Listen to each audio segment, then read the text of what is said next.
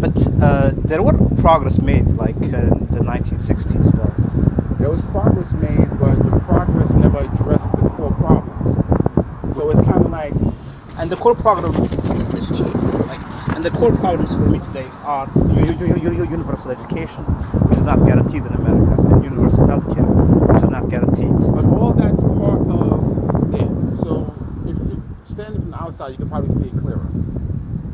This country, from its very beginning, was designed under a feudal concept. You remember feudalism, like in Britain old days, where you had Yes. peasants and stuff like that. Yes, So there was a yes. certain class structure that was built into this country. This country is built on it. It's how it got here. So it never removed the class structure. It had to change how it looked and how it sounded, but they never wanted to remove it. So this country's never wanted equality. It's never been, the goal has never been equality. The goal was to make the situation not volatile. So the gains you've seen in the 50s and 60s was only because it was becoming too difficult to keep the status quo. The old Jim Crow rules was causing bad business. America now is a world leader.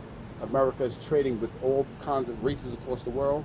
They couldn't have a formal system of racism and still trade with non-white nations. So they had to change how they look. But is America not for you an empire in decline? Huh? Is America not for you an empire in decline? For example, in terms Yes, of they're in decline, total decline. Yes, definitely. But it's interesting because some of what you said is why America's on decline. The reason why America's on decline is because America's never been a complete nation. It's never been a melting pot. It's always been designed for some to thrive and others not to. So what happened when theoretically, they tore down the formal rules that kept us. Like, it used to be formal. It was government policy to keep us out. When they removed that barrier, the only way to limit us was to change how they ran their institutions. American institutions was better, the white institutions was better than they are today during segregation, because they actually invested more into them. As they became integrated, they actually cheapened the education because we had access to it. actually, like, education was relatively like better, Much better, yes. That's what I'm trying to show you. and also like cheaper too. Yes. And so like we've now gone to The same system. So understand, in American society, the goals didn't change, the methods did.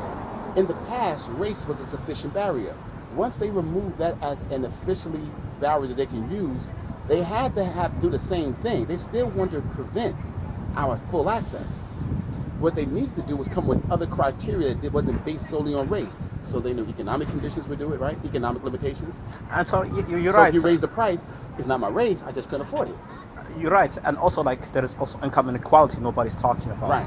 Well, that's the main thing. The main thing is you want to do that. You want to maintain income equality because it's the new criteria. It's the new Jim Crow. Yes, that's But this Jim Crow includes everybody. really. Well, in a way, because anybody who doesn't meet the financial criteria technically find themselves marginalized in this society. That's very true. Except for there's some other differences. Then the problem then comes, but you can't change services. So even though a poor white person is going to have to go through, they segregate, they marginalize too, like a poor black person. I think you're right. Class is more important Class than is more important. It's the new, well, financial class is more important. financial. You're right. Whereas before, racial class was more important. I think right now we have 1%, but I still think we're not talking more about race. We're not talking about race. Well, they though. won't talk about race because in no way does this favor the powers that be. In no way. It hurts them, and they're not going to do anything that's going to hurt them. Understand? Think of it this way. Almost every advantage they have came from exploiting some other people, mainly us. So though they downed us, a lot of their gains came from us. Slavery itself took a very young country who just broke from, at that time, Britain was the world empire. Britain was the America of that era, right? Who was it Britain? Britain ran the world. Yes, for quite some time. For quite some time. And America got their independence from them. And within 100 years, America became greater than Britain. Unprecedented. How? How in less than 100 years America became greater than the greatest nation up to that point? Because they had a system set up in play where you had You owned our labor, our talents, our skills, our discoveries. So even if we made discoveries, Also, like there was like a great deal of exploitation going on. it was an exploitation made them rich. They got rich and powerful through exploitation, and so they can never acknowledge that. They can't acknowledge it because I'm like at the basis of it. I'm like almost all your gains came at the expense of taking something from somebody else. And so like doesn't that make yes, but doesn't that I didn't put it there. okay. Don't leave it there. Okay, but doesn't that make the need for society though? Don't leave it there. Okay, but doesn't that make the need for you know, like maybe it does not favor the powers to be, but does it not you answered favor? your question. No. You answered your question. I'm gonna show you why. Think what you just said. You and I are on the same page, but you don't know them well. I know who they are. You got to know how they think. They're not good. They just need to look good. There's a difference between what you're saying is the way you're looking at it is if this is a problem that if a person, if they really want to solve the problem, they would deal with it. They don't want to solve a problem because it's not a problem. Was slavery a problem to the slave master? No. It was only a problem to the slave. It was all benefit to the slave master.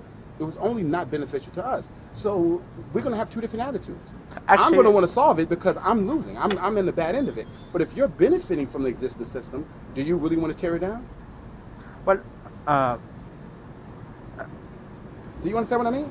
If you're benefiting, why would you want to do it? What incentive do you have to fix something if you're benefiting from it?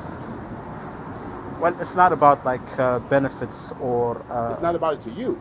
Well, it's about having an honest discussion about the people who are. But why in would you want prison. to have an honest discussion? Why? Why? I'm saying, why would they? Why would, if I'm benefiting from the existing system, I understand that you got hurt by the system, but that's in the past. I benefit from the system, I'm benefiting now from the current. Well, the way things currently are. I think it's like it goes like this for me.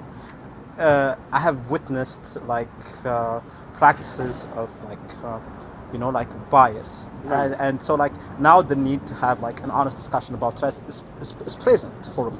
And, Yes. And so like should that not be present in society? It should be present, but it won't be. It won't be as long as the benefit,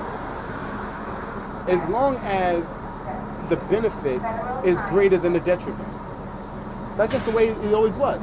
Change has always come at a heavy price throughout all history. Certain changes was always difficult because for everything that happened, no matter how ugly it was, somebody benefited.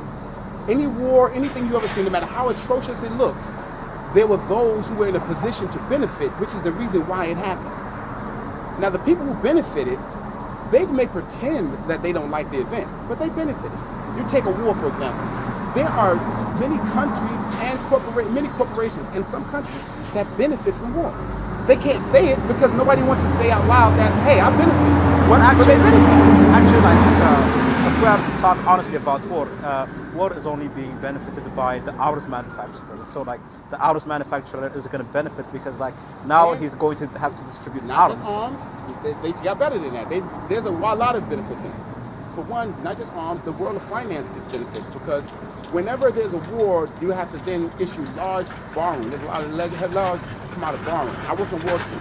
So on Wall Street, what happens is when people need to issue bonds, then you get all of these other financial houses who are representing governments. So governments issue bonds when it's time for war. Basically, they need to sell debt. Yes, Right? yes. So mind you, so the financial markets are also benefiting from war on the back end. They get to trade in these bonds, right? The other benefits is the ones who rebuild it. Now you also got police, and you also got agencies and industries whose job is now they can do interrogations. In other words, there's a lot of stuff, a lot of benefits. Really. There's a lot of benefits. The main benefit for me is the arms manufacturer because Yeah, but I'm just saying, if it was if one group benefited and nobody else did, well, it wouldn't actually, happen. like one could argue that what got America out of like the depression was World War II, Yeah, and so like war could also benefit an economy. always. But isn't that twisted though? Not really. Because wherever there's great need, there's always an opportunity. Wherever there's need, there's an opportunity. I need to go back to work, but think of it that way. If you create a need, doesn't you create opportunity too? You're right. There you go.